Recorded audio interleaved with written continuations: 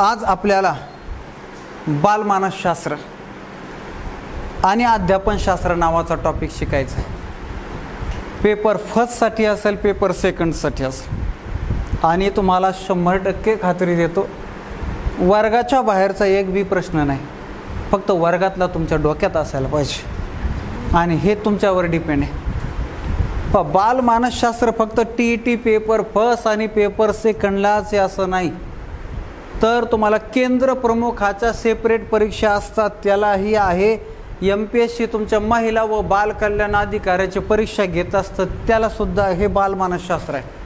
म्हणजे अनेक परीक्षा आहेत ज्या परीक्षांना शिक्षण क्षेत्रातल्या विशेषतः की हा भाग असतो. आता आपण पाहायला सुरुवात करू बालमानसशास्त्र व अध्यापनशास्त्र. ओके, बालमानसशास्त्र व अध्यापनशास्त्र हा अतिशय सोपा टॉपिक आहे, जो आपल्याला जीवन जगत असताना अनेक व्यवहारामध्ये नॉलेज सोडलं तर बाकीचं कामाला येणार. ओके, हा टॉपिक शिकत असताना आपल्याला पहिला शब्द समजून घ्यायचा आहे, तो म्हणजे मानसशास्त्र. मानसशास्त्राची व्याख्याच आत्ता पहिले, पण मानसशास्त्राची व्याख्या डायरेक्ट परीक्षेला आली. आणि आत्तापर्यंत CETला TETला ह्या मानसशास्त्राच्या व्याख्येवरती प्रश्न आलेले आहेत, त्याच्यामुळे आपल्याला ही व्याख्या डोक्यात असायला पाहिजे. आता ही व्याख्या समजून घेत असताना आपण पाहिलं, मानस आणि शास्त्र दोन शब्द दिसतात का? मानस आणि शास्त्र हे दोन शब्द दिसतात. मग मानस म्हणजे काय? मानस म्हणजे मन. मान माझा मानस आहे हिमालयावर घर बांधायचं. माणूस नाही, मानस वेगळं माणूस वेगळं. तर मानस म्हणजे मन आणि शास्त्र म्हणजे शास्त्र. मानसशास्त्र अशा दोन, मराठी मानसशास्त्र हा शब्द आपण पाहिला तर याचा काय अर्थ होतो? याचा अर्थ होतो मनाचे शास्त्र. म्हणजे इथं केंद्रस्थानी मन आहे, केंद्रस्थानी मन आहे. मग आपण थोडंसं पुढं गेलं, मानसशास्त्राला इंग्रजीमध्ये काय म्हणतात? सायकोलॉजी म्हणतात. मानसशास्त्राला इंग्रजीमध्ये सायकोलॉजी म्हणतात. आणि सायकोलॉजी हा शब्द सायको आणि लॉगस या दोन कोणत्या भाषेतल्या शब्दापासून?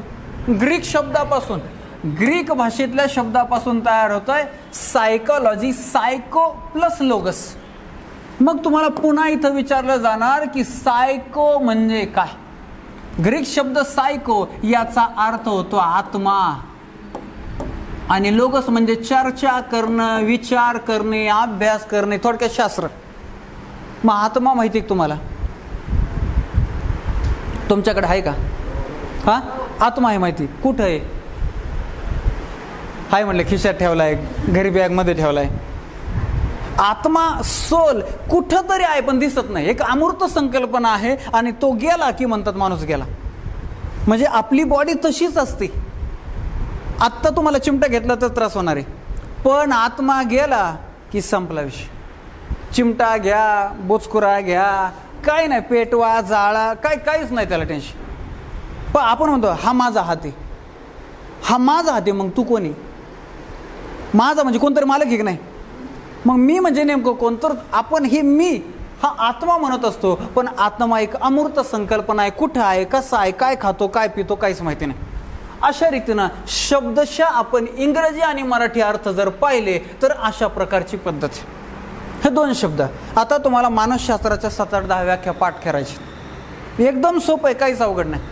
मानसशास्त्राच्या व्याख्या पाठ करण्यासाठी तुमच्या आवडीची एक गोष्ट लक्षात ठेवायची. बघा, ज्यांचं झालंय त्यांच्या आवडीची, नाही झालं त्यांना दुःखाची. लग्न संपला विषय. लग्न ही कन्सेप्ट जर तुमच्या डोक्यात नीट बसली, मानसशास्त्राची एक बी व्याख्या वाचायची नाही परत. तुमचं लग्न झालं, तुम्हाला पोरं बाळ झाले, तुम्ही रिटायर व्हायच्या टायमापर्यंत तुमची व्याख्या लक्षात राहणार. सगळ्या परत कधी वाचायचंच नाही. फक्त विवाह ही संकल्पना नीट डोक्यात घ्यायची. आणि भारतातल्या लोकांचा विवाह ही संकल्पना एकदम परफेक्ट. बिगर आमंत्रणाचं गुलाबजाम खायसाठी जाणारे किती आहेत, त्याच्यामुळे त्याचा काय विशेष नाही. आता मला सांगा, आमच्या काळामध्ये वराडी बिराडी इतके काय माणसं लागायचे लग्नाला, काय काय माफ नाही. एक मधला काळ आला, पळून जायचे दोघंच. आता कोरोनाने तर मॅटरच करून टाकला. घरचे बघायला जाते की घेऊनच येते. हे बी पोरग म्हणतोय मला बी कोणी दाखवित नव्हतं, दाखवली तर हा म्हणत नव्हतं, हे बघितलं की हा घेऊन येतंय. परत समोरच्याला रियालिटी माहिती झाली तर ते बी कॅन्सल व्हायचं. म्हणून आपल्याला लग्नासाठी किमान 2 माणसं तर शोधायला लागणार आहेत. किमान 2 माणसं. चिरंजीव आणि चिसौका आहे की नाही, हे 2 लागणार आहे की नाही. हे चिरंजीव आणि चिसौका आपल्याला आपल्या मानसशास्त्रात सापडणार आहेत. चिरंजीव शिक्षणशास्त्रराव, चिरंजीव शिक्षणशास्त्रराव उर्फ आणि इकडं चिसौका मानसशास्त्रात आहे. नवरदेव नांदायला अपवाद सोडला तर जात नसतो. गरजावाई झाला तो भाग वेगळा आहे. एखाद्याला असं ते वेगळं असतं, गचंडल धरूनच न्यायला त्याचा विषय वेगळा. बरोबर आहे. शिक्षण ही संकल्पना आपल्या देशामधली आहे. मानसशास्त्र ही संकल्पना बाहेरून आलेली आहे. युरोप खंडामध्ये मानसशास्त्राचा सर्वप्रथम शास्त्रशुद्ध अभ्यासाला सुरुवात झालेली आहे आणि त्याच्यामुळे ही मानसशास्त्रताई तिकडून आपल्या देशात नांदायला आलेली आहे. आणि आपल्या डोक्याला विशेषतः शिक्षकांना ताण करून ठेवणारी ही बाई.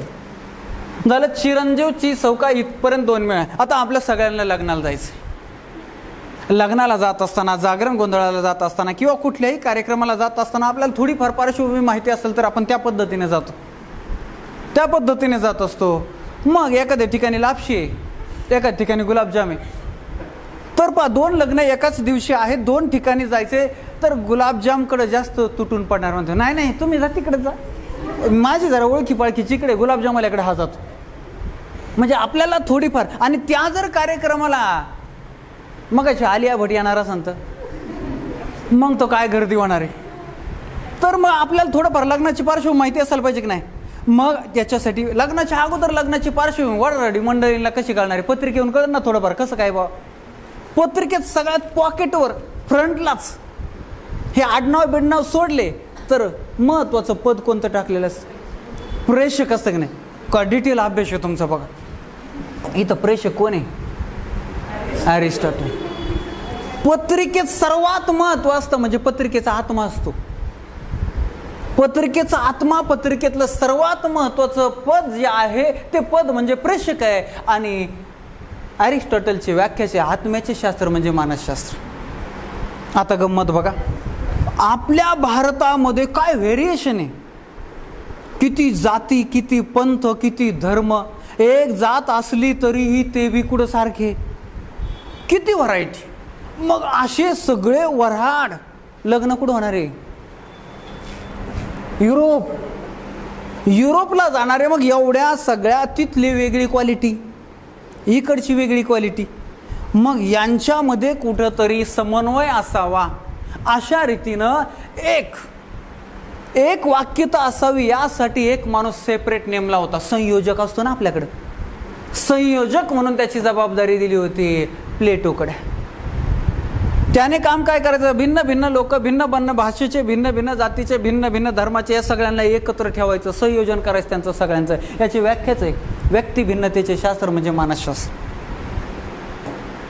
याच्यानंतर आपल्याकडे लग्नामध्ये रुसणं फुगणं तर नाद नाही करायचं. काय महापणे कशाहून रुसत येतो. सासूबाईला 15,000 साडी घेतली तरी बी रुसली. म्हणली काय काठ आवडला नाही, काठाचा रंगच आवडला नाही म्हणे. हा असं असतो. तिला 300 रुपयाच्या वर कधीच घेतली नव्हती पण लग्नात रुसणारच.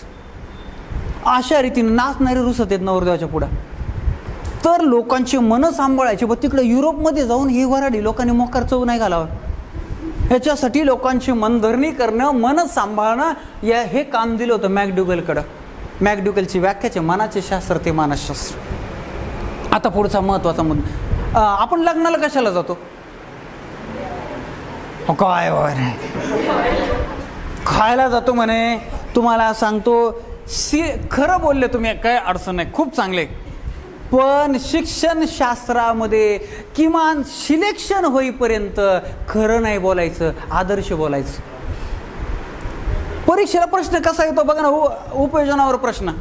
वर्गामध्ये तुमचे अध्यापन सुरू असताना मागच्या बाकावर बसलेले राम आणि श्याम तुमच्या अध्यापनाकडे लक्ष देत नाही तर तुम्ही काय कराल. 2 रपाटी दिले तर हे परत वर्षभर इकडे तिकडे चालचोड नाही करायचं. वास्तव हे का नाही.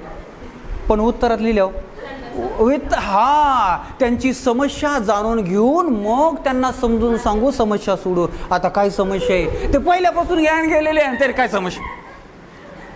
पण आदर्शवादी आणि वास्तववादी याचा मेळ घालायचा आहे. आपण आदर्शवादी राहायचं ध्यानात राहू द्या तर मार्काला उत्तर उत्तराला मार्क्स येते. ठीक आहे, तर इथं जेवायला नाही. तुम्हाला पत्रिकेत असं लिहिलेलं असतं का, सहकुटुंब सहपरिवार खाण्यासाठी यावे. कशासाठी असतं? हा ऐक नाही, आशीर्वाद देण्यासाठी. मॅडमने पत्रिका वाचलेली आहे कोणाच तरी, आशीर्वाद द्यायला जाते. बरोबर आहे. तर आशीर्वाद, काही लोक आशीर्वाद बोलून दाखवतात, काही लोक मनातल्या मनात देतात. बरोबर आहे. काही लोक आशीर्वाद बोलून दाखवतात. फॉर एक्झाम्पल पहा, मध्येच कुणीतरी पुढारी येतो, माईकवर बोलतो किंवा मंगलाष्टकाच्या रूपाने. मग जे जे लोक आशीर्वाद बोलून दाखवणार आहेत, विशेषतः त्यांच्यासाठी एक व्यक्ती खास नेमलेली होते, त्याचं नाव विल्यम वुंड. आशीर्वाद बोलून दाखवणारे, आशीर्वादाचा बोध करणारे, याची व्याख्याच आहे बोधावस्थेचे शास्त्र म्हणजे मानसशास्त्र. बोधावस्थेचे शास्त्र म्हणजे मानसशास्त्र. पण तुमच्या आमच्यासारखे सर्वसामान्य जे आशीर्वाद देतात ना, कसा दिला बरं आतापर्यंत? तुम्ही लग्नाला गेले, आशीर्वाद कसा दिला? मंगलाष्टक कोणी म्हणलं नसन, पण तरी बी आशीर्वाद दिलेला असणार आहे. तुम्ही अक्षता टाकल्या का नाही? टाकल्या ना. मग त्या आशीर्वाद नाही तर काय, का हानीत होते तुम्ही? आशीर्वादाचे अक्षताच्या रूपाने, अबोध स्वरूपामध्ये, मूक स्वरूपामध्ये तुम्ही आशीर्वाद देताय. आणि असं अक्षता वितरणाचं नियोजन सिगमंड फ्राईडकडे दिलं होतं. सिगमंड फ्राईडची व्याख्याच आहे अबोधावस्थेचे शास्त्र म्हणजे मानसशास्त्र. अबोधावस्थेचे शास्त्र म्हणजे मानसशास्त्र. ओके, आता लग्न पार पडलं, अक्षता पडल्या म्हणजे लग्न झालं. पण पहा, एखादी बागायतदार भागातली मुलगी जिरायत भागामध्ये दिली, एक तर देतच नाही, पण जर दिली तरीही तिला वागणं, बोलावं कसं, राहावं कसं, सुरुवातीला अडचण येते. इथं तर डायरेक्ट युरोप खंडामधून इतक्या लांबून दुसरा खंड सोडून आपल्या भारतामध्ये खेड्यामध्ये राहायला येणाऱ्या ह्या बिचाऱ्या मानसशास्त्रताईला कसं वागायचं, कसं खायचं, तिकडे त्या काट्याच्या चमच्याने खाणारी बाई, इथं वरपू चुरून खायचं म्हणलं शिकावं लागणार आहे तिला. आणि म्हणून तिला वर्तन कसं असावं याचं मार्गदर्शन करण्यासाठी एक व्यक्ती नेमली, वर्तन मार्गदर्शक जे.बी. वॅटसन, अमेरिकन वर्तन मार्गदर्शक. आणि आज मानसशास्त्राची अर्थपूर्ण व्याख्या हीच वॅटसनची मांडली जाते. वर्तनाचे शास्त्र किंवा वर्तनाचा अभ्यास करणारे 2013च्या मगाच्या TETला प्रश्न आला होता. कुठल्याही या व्याख्येवर प्रश्न येऊ शकतो. बरं, आता आपल्याला हे आपण लक्षात कसं ठेवायचं याच्यासाठी आयडिया पाहिली, पण आपल्याला यांची डिटेल माहिती असायला पाहिजे. याच्यावर अजूनही काही प्रश्न विचारले जातात, ते आपल्याला समजून घ्यायचे.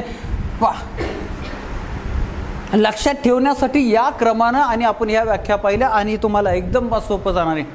थोडासा आता वेगळ्या पद्धतीने मानसशास्त्राचा सर्वप्रथम शास्त्रशुद्ध अभ्यास कोणत्या खंडामध्ये सुरू झाला, तर खंड आहे युरोप. युरोप खंडामध्ये सुरू झाला. पहिली गोष्ट, पहिल्या प्रश्नाच हा अजून आता सुरू झालं ते सगळं. अरिस्टॉटल हा ग्रीस देशाचा आहे म्हणून ग्रीक म्हणतात. अरिस्टॉटलला आपण अरस्तू म्हणतो, अरस्तू नागरिक शास्त्राचे जनक. तर हा अरिस्टॉटल युरोप खंडामधील ग्रीस देशाचा म्हणून ग्रीक विचारवंत म्हणतात. हा या प्लेटोचा शिष्य, म्हणजे अरिस्टॉटलचे गुरु प्लेटो आहेत. आणि अरिस्टॉटल कोणाचा गुरु माहिती आहे? आपल्या भारतावर आक्रमण करणाऱ्या अलेक्झांडरचा. तो ही ग्रीक सम्राट आहे, मॅसेडोनियाचा राजा, त्याला अरस्तू असे म्हणतात. तर या अरिस्टॉटलने सर्वप्रथम मानसशास्त्राचा शास्त्रशुद्धपणे अभ्यास केला. एवढंच नाही, नुसता अभ्यास नाही केला, तर त्याने मानसशास्त्राचा पहिला ग्रंथ लिहिला. मानसशास्त्राचा पहिला ग्रंथ डी ॲनिमा नावाचा ग्रंथ. हा ग्रीक शब्द आहे. ग्रीक शब्द याचा अर्थ होतो अबाउट सोल, अबाउट सोल. आणि मग यानं या ग्रंथामध्ये सांगितलेलं आहे, काय सांगितलंय की आत्म्याचे शास्त्र म्हणजे मानसशास्त्र, आत्म्याचे शास्त्र म्हणजे मानसशास्त्र. आणि यालाच अरिस्टॉटललाच मानसशास्त्राचा जनक असे म्हणतात. शैक्षणिक मानसशास्त्र म्हणत नाही आपण, फक्त मानसशास्त्र. मानसशास्त्राचे जनक कोणाला म्हणतात? अरिस्टॉटलला म्हणतात. का म्हणतात? कारण अरिस्टॉटलने सर्वप्रथम मानसशास्त्राचा ग्रंथ लिहिलाय आणि मानसशास्त्राचा पहिल्यांदा शास्त्रशुद्धपणे अभ्यास केलाय. अरिस्टॉटल संपला. पण गंमत अशी झाली की आत्म्याचं शास्त्र म्हणावं, पण ते आत्मा कुठं बसतो, कुठं खातो, काय काय माहिती नाही, अमूर्त संकल्पना. आणि म्हणून याच्यावरचं संशोधन चालूच होतं. याच हा जनक आहे म्हणून पहिल्यांदा घेतला. याच्या अगोदर प्लेटोची व्याख्या आहे. प्लेटोने काय व्याख्या केलेली आहे? याने अगोदर एक ग्रंथ लिहिलेला, त्याचं नाव तुम्हाला माहिती असू द्या, रिपब्लिक. रिपब्लिक नावाचा ग्रंथ लिहिलाय प्लेटोन. हाही ग्रीक विचारवंत आहे. आणि यानं सांगितलंय, काय सांगितलं? व्यक्ती भिन्नतेचे शास्त्र म्हणजे मानसशास्त्र. व्यक्ती भिन्नतेचे शास्त्र म्हणजेच मानसशास्त्र. मानसशास्त्राच्या दृष्टीने व्यक्ती भिन्नतेचा सर्वात महत्त्वाचा घटक कोणता? मानसशास्त्राच्या दृष्टीनं व्यक्ती भिन्नतेचा सर्वात महत्त्वाचा घटक कोणता? तर त्याचं उत्तर आहे बुद्धिमत्ता. प्रत्येक व्यक्ती दुसऱ्यापेक्षा अनेक कारणानं वेगळी आहे, मात्र मानसशास्त्र सांगतं बुद्धिमत्ता हा सगळ्यात महत्त्वाचा घटक. ज्याच्या त्याच्या दृष्टिकोनातून वेगळं वेगळं कारण असू शकतं, पण मानसशास्त्र सांगतं बुद्धिमत्ता. झाली याची व्याख्या. व्यक्ती भिन्नतेचे शास्त्र म्हणजे मानसशास्त्र. यानंतर आपल्याला पुढच्या क्रमांकाचं व्याख्या पाहायची, आणि पुढच्या क्रमांकाची व्याख्या म्हणजे मॅकडुगलची.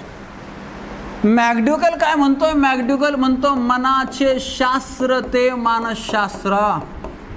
मनाचे शास्त्र म्हणजे मानसशास्त्र असे व्याख्या करतो.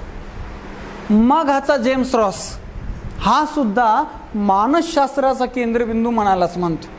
म्हणजे जेम्स रॉसची सुद्धा हीच व्याख्या आहे, मनाचे शास्त्र ते मानसशास्त्र.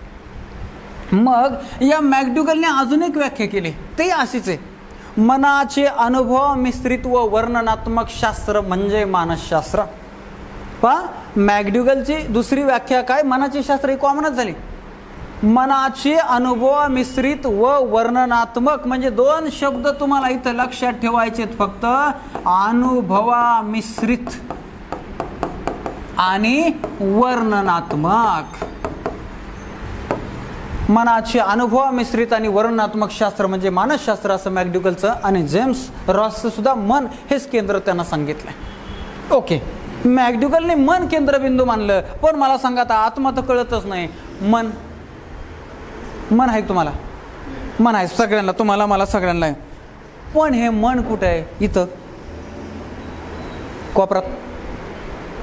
मन कुठं आहे हे सुद्धा माहिती नाही. काय खातं काय पितं, म्हणजे मन सुद्धा अमूर्त संकल्पना आहे. त्या आमिर खानने काय मन नाव चित्रपट काढला होता का? ते गाणं काय मेरा मन क्यों तुम्ही चाहे, हे तिच्या मागं पळत होतं, त्यालाच कळत नव्हतं का पळतोय, असं त्या गाण्याचा अर्थ होतो. थोडक्यात ही संदिग्ध संकल्पना आहे की मन ही सुद्धा संदिग्ध अमृत संकल्पना आहे. त्याच्यामुळे हे संशोधन चालूच राहील. हे संशोधन चालू असताना मग आपल्याला जावं लागतं जर्मनीला. जर्मनीमधली घटना आहे 1879ची. 1879 मध्ये जर्मनीमध्ये एक लाइप्झिग नावाचं विद्यापीठ आहे. ठिकाणाचं नाव पण तेच आहे, लाइप्झिग. आणि या लाइप्झिग नावाच्या विद्यापीठामध्ये या विल्यम वुंटनं मानसशास्त्राची पहिली प्रयोगशाळा काढली. मानसशास्त्राची पहिली प्रयोगशाळा कोणी सुरू केली? विल्यम वुंटनं सुरू केली. कोठे सुरू केली? जर्मनी या देशामध्ये लाइप्झिग विद्यापीठामध्ये. म्हणून त्या प्रयोगशाळेला लाइप्झिग असंच प्रयोगशाळेला सुद्धा नाव आहे. साल सुद्धा आलं तर 1879, म्हणजे कितव्या शतकात? 19व्या शतकामध्ये. साधं सोपं आहे. ओके, आणि म्हणून तर याला प्रायोगिक मानसशास्त्राचा जनक म्हणतात.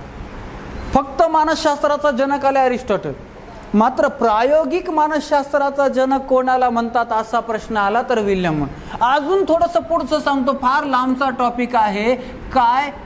आधुनिक मानसशास्त्राचा जनक कोण? आधुनिक मानसशास्त्राचा जनक कोणाला म्हणतात असाही प्रश्न आला तर शक्तिवादी, बुद्धिमत्तेची शक्तिवादी उपपत्ती मांडणाऱ्या व्यक्तीला आधुनिक मानसशास्त्राचा जनक म्हणतात. त्याचं नाव विल्यम जेम्स.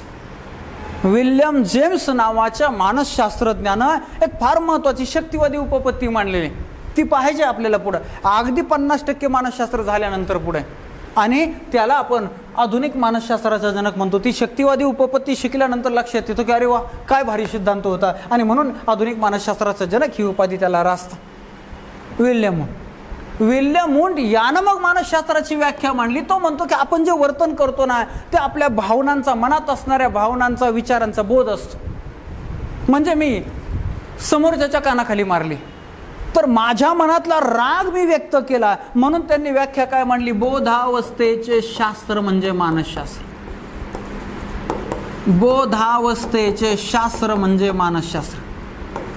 आपल्या मनाच्या अभ्यासकांनी प्रकार केलेले आहेत, कॉन्शियस माइंड, सबकॉन्शियस माइंड.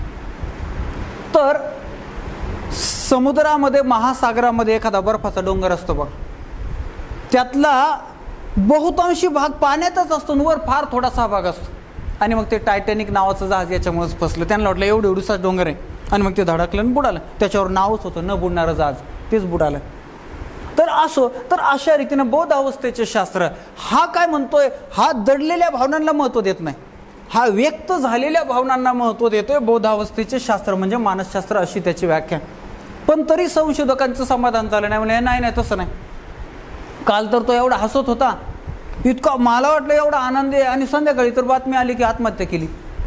याचा अर्थ वरवर जो बोध होता त्याच्या मनात वेगळं काहीतरी होतं. संशोधन अजूनच पुढं चालू होतं, आणि ह्या संशोधनामध्ये पुढचा टप्पा आणला हा मनोविश्लेषणवादी आहे. हा मनोविश्लेषणवादी जो सिग्मंड फ्राइड आहे, याचं असं मत आहे की मनाच्या बोधावस्थेपेक्षा अबोधावस्थेचा भाग मोठा असतो. मनातून व्यक्त झालेल्या भावनांपेक्षा मनामध्ये सुप्त असलेल्या भावना मोठ्या असतात, असं त्याचं मत आहे. म्हणून त्याने ऑपोजिट व्याख्या म्हणली, अबोधावस्थेचे शास्त्र.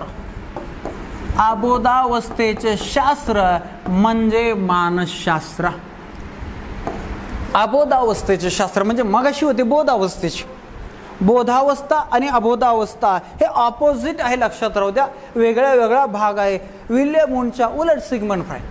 तरी बी संशोधकांना, सर्वसामान्यांना कळना भी अबोधावस्था काय, बोधावस्था काय. संशोधन अजून चालूच होतं. आणि मग अमेरिकेतला वर्तनवादी शास्त्रज्ञ आहे, त्याचं नाव आहे J.B. वॅटसन किंवा ऑटसन. याने मात्र अत्यंत अचूक व्याख्या म्हणली, वर्तनाचा अभ्यास करणारे शास्त्र म्हणजे मानसशास्त्र. वर्तनाचा अभ्यास करणारे शास्त्र म्हणजे मानसशास्त्र. ही व्याख्या दिली होती. ही कोणाची व्याख्या असं आलं होतं, तर वॅटसनची. आता असं येऊ शकतं तो कोणत्या देशाचा, अमेरिकेचा आहे, अमेरिकेचा झालं. ही व्याख्या आज अर्थपूर्ण सर्वमान्य असली तरी अजूनही काही व्याख्या आहे. त्यामधली एक व्याख्या मन नावाचा संशोधकाने मांडली. आणि हा मन नावाचा संशोधक काय सांगतो, फार सोपा एक शब्द त्याने एक्स्ट्रा टाकला, अनुभव व वर्तनाचा अभ्यास करणारे शास्त्र. अनुभव व वर्तनाचा अभ्यास करणारे शास्त्र म्हणजे मानसशास्त्र. ही व्याख्या कोणाची, असा प्रश्न आला की मन, अमेरिकन मानसशास्त्रज्ञ मन, याची व्याख्या. याच्यानंतर अजून एक व्याख्या तुम्हाला सांगतो, आपल्या पुस्तकामध्ये आहे. रॉबिन्स, किंग्स आणि मॉर्गन या 3 विचारवंतांनी मांडलेली ही व्याख्या आहे. काय म्हणलंय त्यांनी वॅटसनची व्याख्या स्वीकारली. फक्त काय त्यांनी थोडंसं अजून भर घातलाय, मानव व मानवेतर प्राणी. मानव व मानवेतर प्राण्यांच्या वर्तनाचा अभ्यास करणारे शास्त्र म्हणजे मानसशास्त्र. म्हणजे यांनी फक्त माणसाच्याच वर्तनाचा मानसशास्त्र अभ्यास करता हे नाही सांगितलं, तर मानवेतर प्राण्यांच्या वर्तनाचा अभ्यास सुद्धा मानसशास्त्र करतोय, असं रॉबिन्स, किंग्स आणि मॉर्गन या 3 अमेरिकन मानसशास्त्रज्ञांनी सांगितलेलं आहे. ओके, अजून एक प्रश्न परीक्षेला या वर्तना संदर्भात येतो. एक वुडवर्थ नावाचा मानसशास्त्रज्ञ होऊन गेला. वुडवर्थ यानं एक सूत्र मांडलं, B = SOR. B = SOR. B म्हणजे वर्तन, बिहेवियर. S म्हणजे स्टिम्युलस, चेतक. O म्हणजे ऑर्गॅनिझम, आपला जीव. आणि R म्हणजे रिस्पॉन्स. प्रेरकाला, चेतकाला आपण म्हणजे आपल्या जीवाने कसा प्रतिसाद दिलाय यावर वर्तन अवलंबून असतं, बिहेवियर अवलंबून असतं, असं वुडवर्थ म्हणतोय. आणि म्हणून त्यानं हे सूत्र मांडलेलं आहे.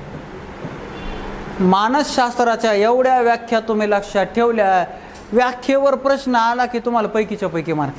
आणि काय अवघड आहे का, एक लग्न जास्त का, पण एवढे लक्षातच ठेवा. संपला. मानसशास्त्राच्या व्याख्या आपल्या संपल्या. पण आपल्याला मानसशास्त्र नाही शिकायचं, आपल्याला बालमानसशास्त्र व अध्यापनशास्त्र शिकायचं आहे. म्हणजे ही पहिली स्टेज आहे. याची एक ब्रँच आपल्याला शिकायची, म्हणून आपल्याला पुढे जावं लागणार. आणि मग पुढे जात असताना आपल्याला एक वेगळी संकल्पना पुढे शिकायची आहे. ही वेगळी संकल्पना काय? शैक्षणिक मानसशास्त्र. आपल्याला संपूर्ण शैक्षणिक मानसशास्त्र बी शिकायचं नाही, या एक अजून पुढचा भाग शिकायचा आहे. पण हे नाही समजलं तर पुढचं नाही समजणार. पहिलीच पास नाही तर दुसरी काय येणार, असा प्रकार. शैक्षणिक मानसशास्त्र 2007 पासून या स्पर्धा परीक्षा क्षेत्रामध्ये 2010-11 पर्यंत की माझ्या समोर डीएड व्यतिरिक्त दुसरे मुलंच नव्हते. त्यावेळेस असायचं सगळ्यात टॉपचे मुलं डीएड करायचे आणि त्यांना शिकवणं म्हणजे तारेवरची कसरत. सगळं यायचं, तोंडपाच असायचं त्यांचं, आणि आशांना शिकायचं म्हणजे तारेवरची कसरत असायची. मी हे का सांगतोय? मग त्याच्या पुढे हळूहळू एकदम हे सराव होऊन गेला. राज्यसेवा असेल, कंबाईन असेल, काय काय हे सगळ्या मला काय सांगायचं आहे, माझा विद्यार्थी वर्ग हा सर्व तरुण वर्ग आहे. म्हणजे यानंतर त्यांचा लगेच दुसरा टप्पा असतो. तुम्हाला लगेच कळलं काय विषय नाही, तुमचा टप्पा तोच आहे, नोकरी की लगेच संपला विषय. ओके. आणि त्यात जवळपास 10-20% नोकरी लागलेल्या लोकांचे लग्नही आम्हीच जमवतो. आम्हाला माहिती असतं याचं वर्तन कसं आहे, हा कसा वागतो, याचा बॅकग्राऊंड काय, फीला किती ताण दिलाय, त्याच्यावरून सगळं आपल्या लक्षात येतं.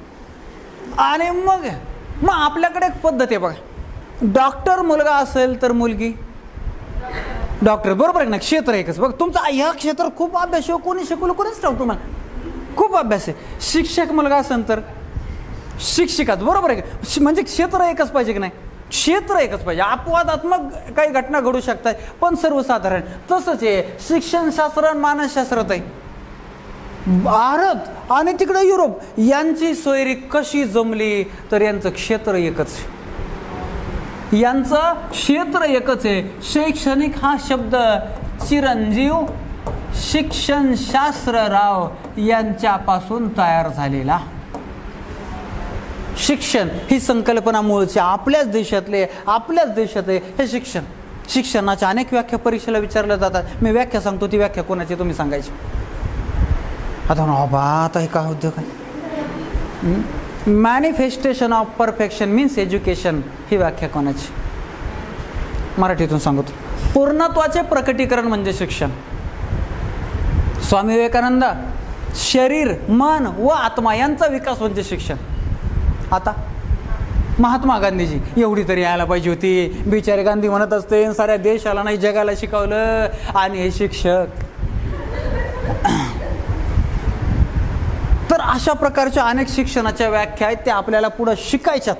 शिक्षणात देण या फरकामध्ये पण शिक्षण ही संकल्पना तुम्हाला माहिती आहे. आणि शिक्षण हे कुठल्या क्षेत्रात काम करतं? शिक्षणाचा हेतू काय असतो? शिक्षणाचा हेतू असतो अपेक्षित वर्तन परिवर्तन. शिक्षणाचा हेतू काय? अपेक्षित म्हणजे आपल्याला पाहिजे तसं समाजाकडून, त्या विद्यार्थ्याकडून वर्तन घडून आणणं, असा हेतू असतो शिक्षणाचा. त्या प्रकारचे मूल्य त्यांना रुजवणं, त्या प्रकारचं मार्गदर्शन करणं हे शिक्षणाचं काम असतं. बरं, हे या क्षेत्रात काम करतं. तर मानसशास्त्रताही कोणत्या क्षेत्रात काम करतात? मानसशास्त्राची व्याख्या सांगायची, अर्थपूर्ण सर्वमान्य झाली. वॅटसनची व्याख्या अर्थपूर्ण सर्वमान्य झालेली. वर्तनाचा अभ्यास ना, फाईल तुमच्या पटापटा ओपन होत नाही.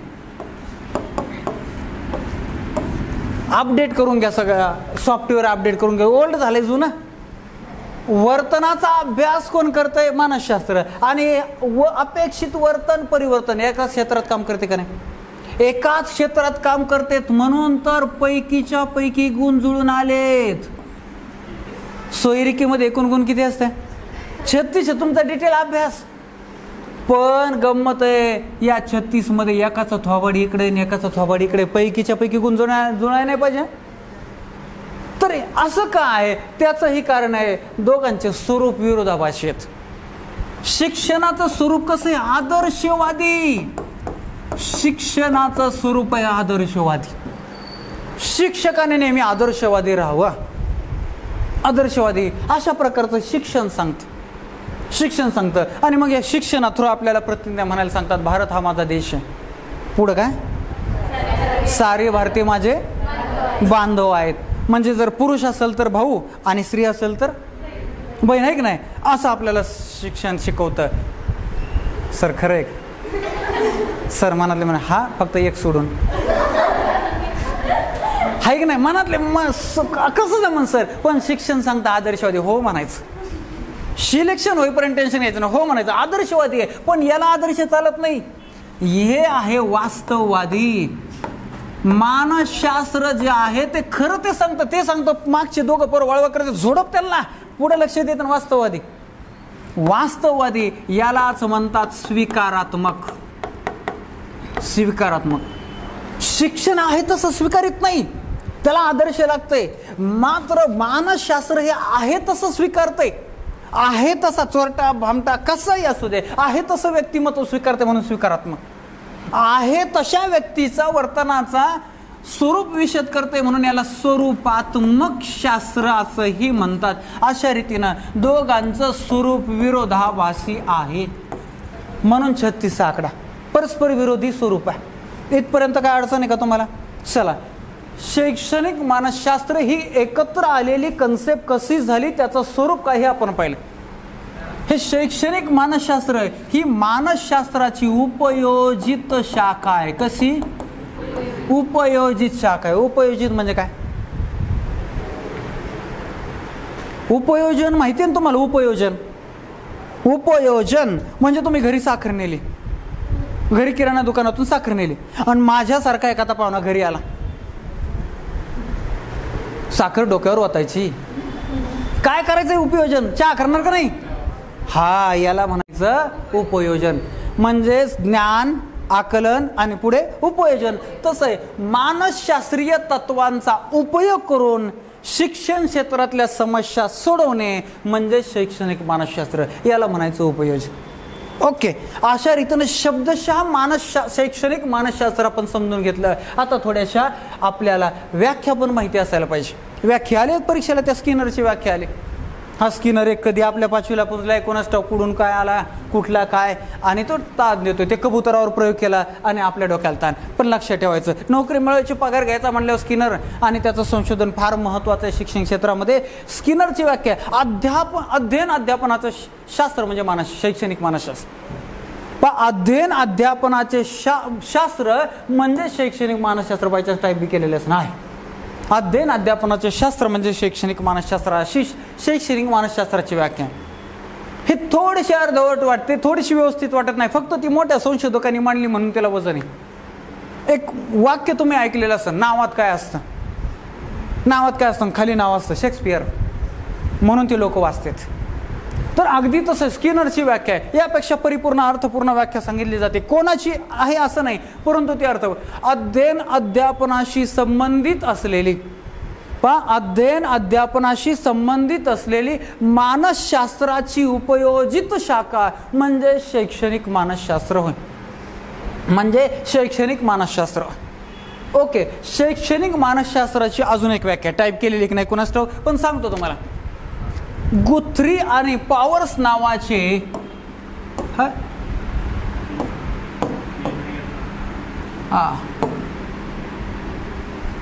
पेन घ्यायचा आपल्याला.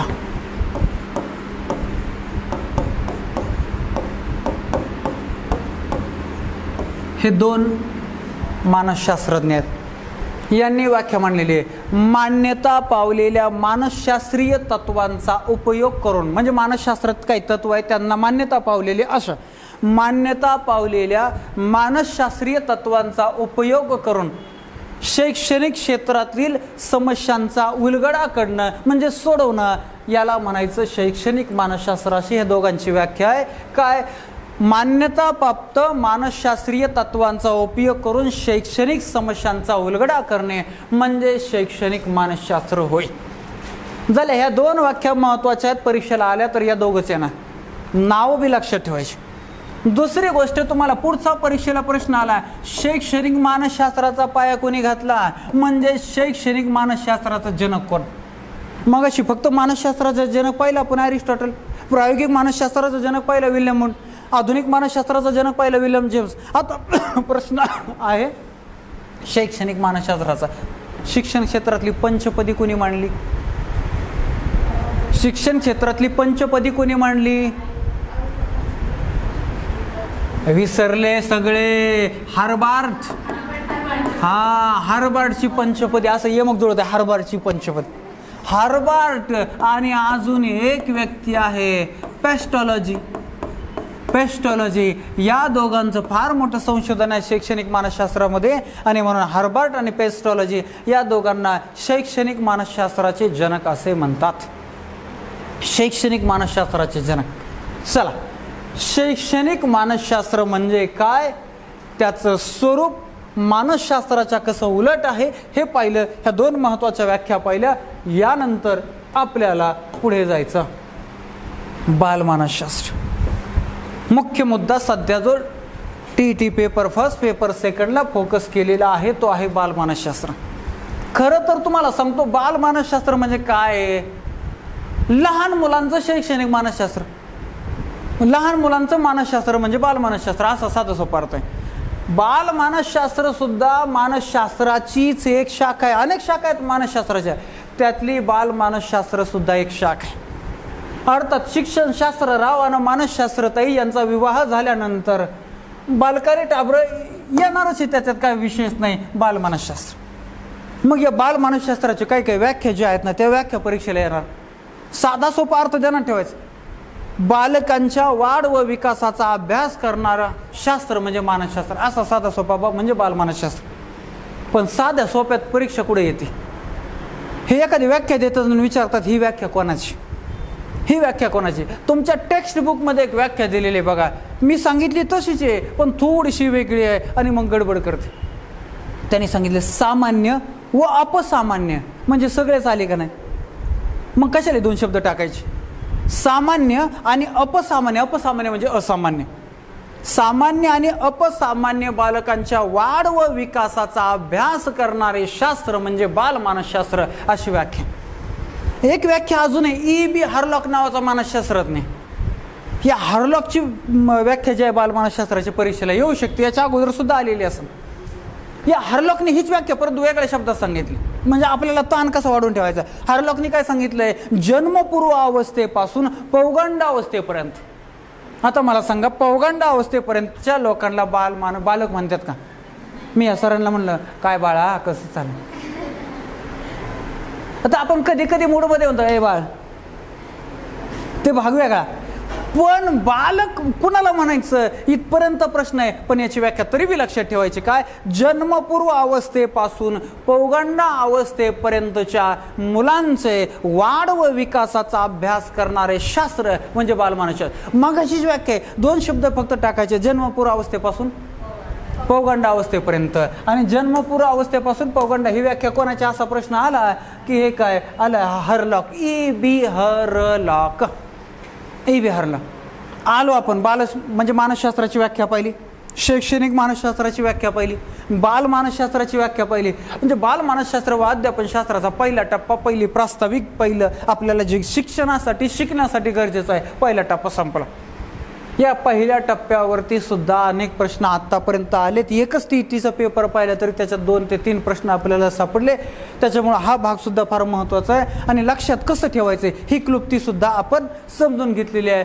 इथंच आज आपल्या या भागामध्ये इथंच थांबू. त्याच्यानंतर पुढचा भाग ह्या काही ही व्याख्या एक सांगितलेली ती बी सामान्य व अपसामान्य बालकाच्या वाढ व विकासाचा अभ्यास करणारे शास्त्र म्हणजे बालमानसशास्त्र.